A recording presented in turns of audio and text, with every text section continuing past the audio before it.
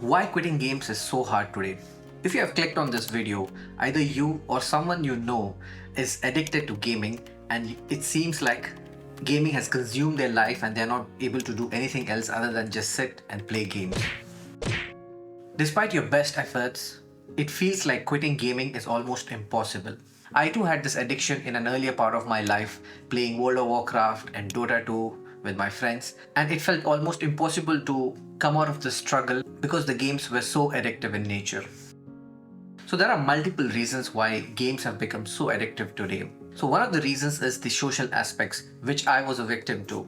So you meet your friends online who could be your real life friends or friends you've made through online, and you want to meet them regularly, you want to meet them consistently, and if you don't show up, it might feel like you're given up on them, and you have the social responsibility towards them to show up. So this is a very strong hook to keep you gaming continuously. So one of the ways games keep us hooked socially is forming of guilds and raid parties where you are expected to show up consistently almost every day or every week on particular days, and this keeps you hooked on because you need to prepare for the raid, you need to gear up, you need to have the best items to be ready for the game. If you're not in the best items, your teammates will look at you like, why haven't you done your work, etc. So you have to put in more hours to be ready for the raid, which is a social which is kind of like a social contract that you have made, and you feel obliged to do all of this.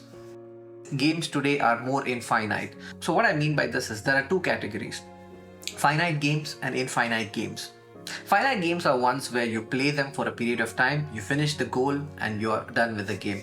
But infinite games are those that there is no end goal. You just keep playing and playing and playing, and daily there are new things to do, there are something else to do, something different, and this just keeps you hooked to the game and you keep playing it perpetually.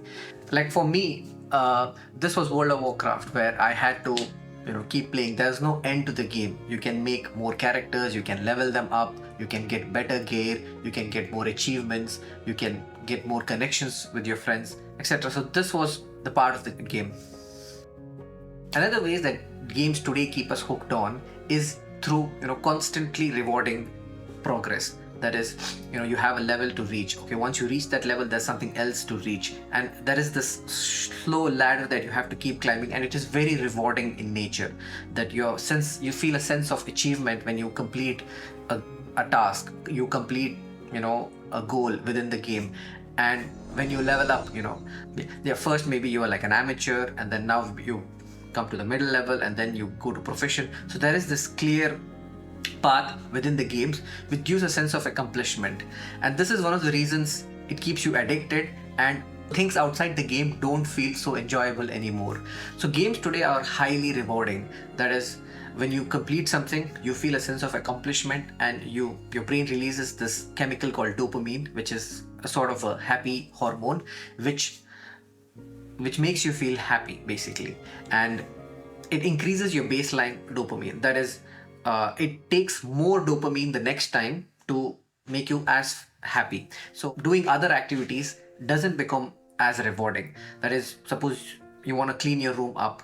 Generally speaking, it's a rewarding experience. You feel your room is clean, everything is tidy. You feel a good sense that you have accomplished something, cleaning up your room or cleaning up your desk even. But once the base level dopamine increases, I felt this too. Like cleaning up my room became not so rewarding task, and I had to escape to a gaming to find that dopamine again. Another reason people find gaming addictive is it is seen as an escape from your real life. That is, your real life has XYZ problems. Maybe you're not doing good at school, maybe you're not getting the job you wanted, you don't like your work, or maybe things are not good with your family, and you want an escape from all of this, and you see like gaming as an escape from this, where you forget all the problems of your life. All that is forgotten when you're in the gaming zone, and the more you can forget them, the better, and it feels really good to forget all these problems for a while. So how to solve this? So for me, it has been a long journey in overcoming this addiction. It has not been an easy one. It takes a lot of effort, it takes a lot of life changes, some strategies you can follow, replacing the habit with something else, and some hard choices that need to be made. So let's get into it. So one of the ways I feel we can overcome this is to visualize our life without gaming. So I want to make you go through this exercise. Maybe it's you or maybe it's somebody you know. Let's close our eyes and think about how my life would be 5 years from now, because 5 years is a short enough time span and not too long enough to be very out there. If I continue with this trajectory, where will my life end up? So how will my normal day look like? Pick a normal day, like a Tuesday. How will I wake up? Visualize it as deeply as possible, and if possible, write it down somewhere.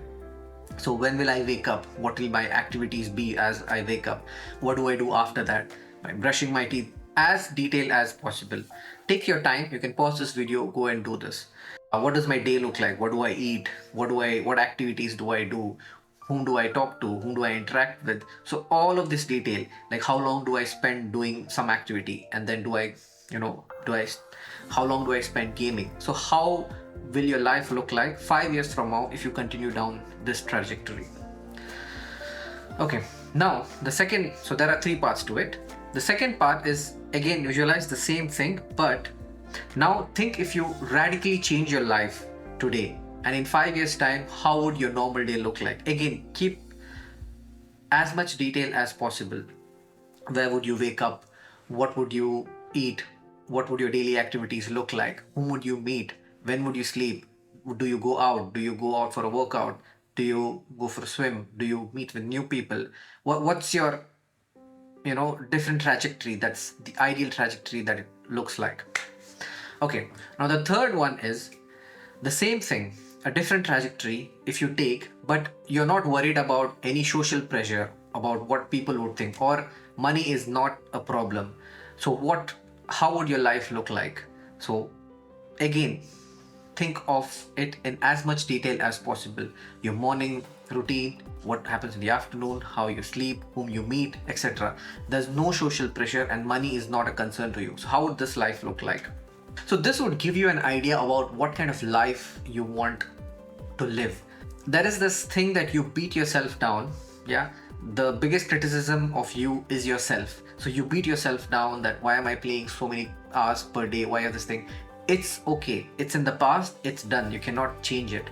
What we can do is think about the future and how we are going to develop it. You might feel like, gaming is taking up too much of your time and you're not able to do other goals.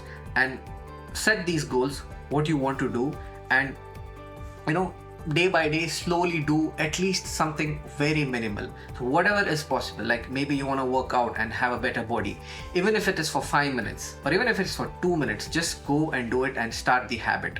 I'm not asking you to completely stop cold turkey. It might be difficult. If you can do it, that's wonderful, but slowly replace it somehow. Make your goal what you want to do and do something every day to reach there. Maybe you want to change your job, or maybe you want to you're looking for a job. So what activities do you need to do to slowly reach there? Another suggestion that I have is dopamine detox for a long period of time. So for 90 days you stop gaming completely. So what this would help you with is to bring down the baseline level of dopamine and help you enjoy day-to-day activities, find them more fun, find them more interesting, and this would drive you to do better things, whatever you want to do with your life, what your goals are. So one of the ways, like I define success, is where you can properly define your goals and you can chase after them, or you are striving after them. And what your goals are might change from day to day, and gaming for 10 hours a day, 5 hours a day, or however long it is, if it is an hindrance to these goals, so you're not achieving your success, according to my definition anyway. And if you can define the goals and work towards them, you'll feel much better. I'm not saying you need to stop it 100%, but if you feel like you're not finding any other activities interesting, you're not finding motivated to do anything, those are not rewarding, you need to bring down the baseline dopamine level to a level where the day-to-day activities are more enjoyable. So one more thing you can do is find a support system.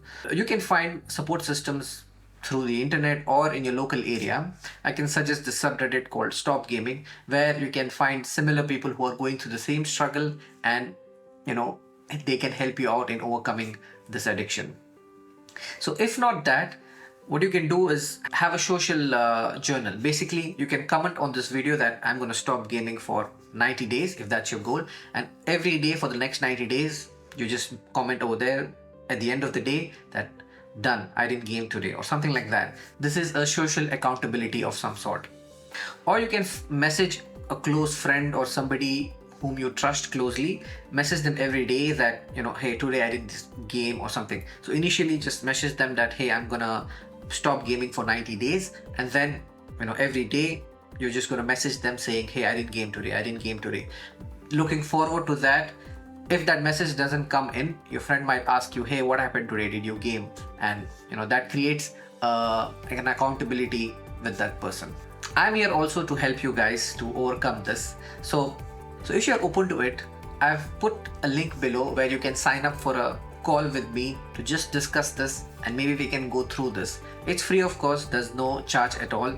Only if you're comfortable with it, you can set up a call with me, and we'll go through it for an hour or even longer if it requires, and we'll discuss it. Hope this video helps you or somebody close to you. You can share with them if you feel it might help them out. Thank you for watching. Goodbye.